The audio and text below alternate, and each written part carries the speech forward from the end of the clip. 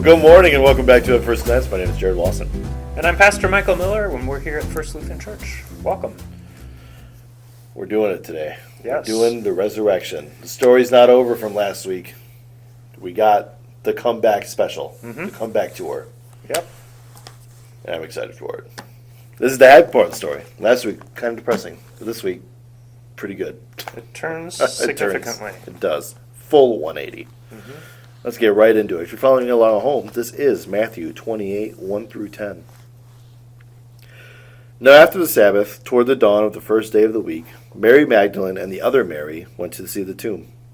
And behold, there was a great earthquake, for an angel of the Lord descended from heaven and came and rolled back the stone and sat on it. His appearance was like lightning, and his clothes was white as snow. And for the fear of him the guards trembled, and became like dead men. But the angel said to the woman, "Do not be afraid, for I know that you seek Jesus who was crucified. He is not here, for he has risen. As he said, come and see the place where he lay. Then go quickly and tell his disciples that he has risen from the dead, and behold, he is going before you to Galilee. There you will see him. See, I have told you." So they departed quickly from the tomb with fear and great joy, and ran to tell his disciples. And behold, Jesus met them and said, "Greeting." And they came up and took hold of his feet and worshipped him. Then Jesus said to them, "Do not be afraid. Go and tell my brothers to go to Galilee, and there they will see me." This is a fairly succinct reading Compared to the the long full ones chapters we've been reading. Yep.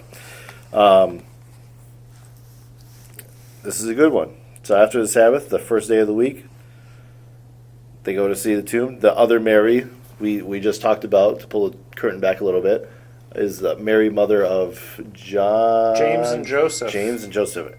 We don't know who that is, but we're assuming since they used the names earlier in the chapter, it would have been known to Matthew's audience, which is who matters in this case.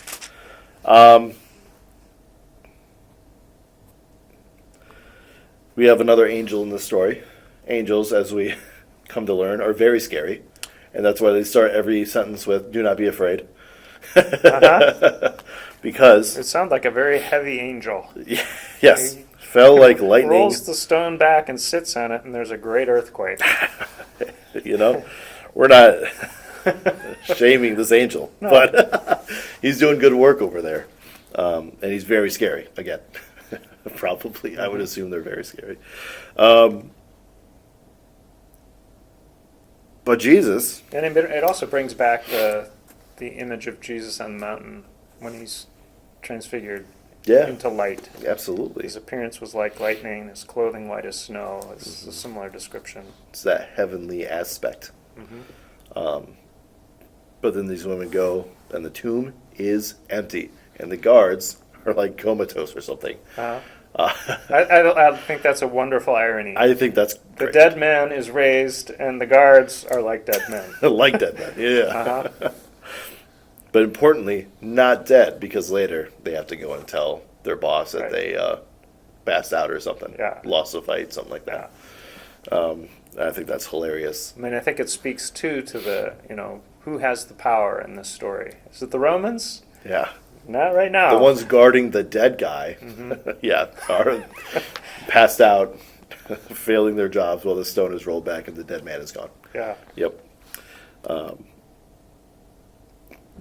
So then the angel says that to go tell the disciples that he's risen from the dead and that he's going to Galilee, and then they depart quickly from the tomb with fear and great joy to run and tell disciples. So they're like, "Wow, that happened!" Yeah, I like that phrase too. That they left the tomb quickly with fear and great joy. What is that like? Just this mixture of emotions. Like, you've just seen this incredible angelic being who's told you that your friend and the master friend who was dead is still alive now. Yeah. It's pretty crazy. Yeah. It makes me think too, there's this, at the conclusion of the gospel, when he meets them in Galilee,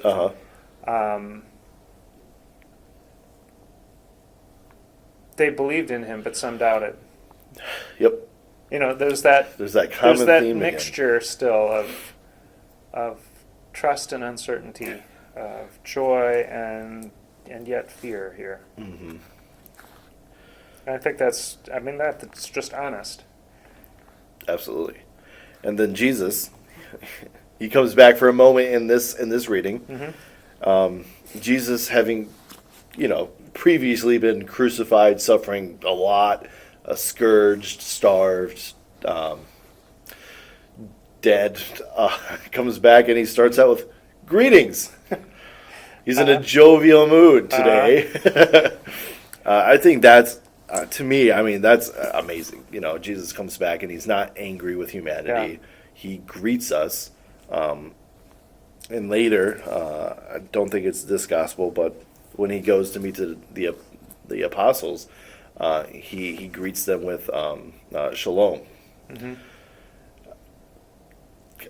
I mean, these are the guys who abandoned him, ran away, fell asleep at the garden. They've not been the best students recently. And then he got killed, and I think John was at the cross, and that's it. And so, to that instant, I mean, if I were them, I would have been a little afraid because I had failed, and Peter was convicted by the rooster. And so to come back and hear that shalom from your master and friend is nice. And for these two women, hearing greetings from Jesus instead of him being angry or anything else is a miracle in itself, I think. Yeah, it reminds me of the text, "Vengeance is mine," says the Lord. But there's no vengeance. There's no vengeance, in this. even though we fully deserve it at this point. Yeah, we just killed God, and God came back in a loving shalom. That should make us all pause. It should. Yeah. Absolutely. Yeah. That impulse toward vengeance and setting things right according to our own standards is Right. really strong. And this is such a sharp contrast. Yes, it is.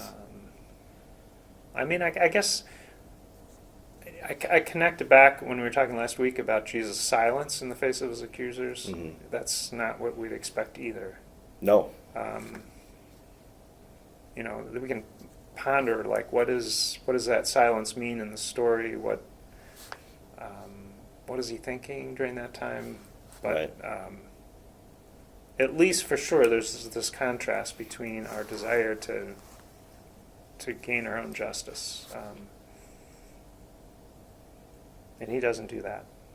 Right. And for sure, as you've named, at this point in the story, he doesn't come back to get even. He comes back to say, "I love you. You're my friends." It's all good. I think that's our main takeaway from this reading, is that Jesus is back. He's not leaving again. And he's back to love us and not to condemn us, though we fully deserve it. Yeah. That should give us I think of that always at communion, raising the cup. This is the new covenant in my blood. Absolutely. Just shed for you for the forgiveness of sin, not for vengeance. Absolutely. Yeah. Good. And Jesus' encouragement again: don't be afraid. That's twice in this short reading. Don't be afraid. The angel says it. Jesus says it. Don't be afraid. Go and tell.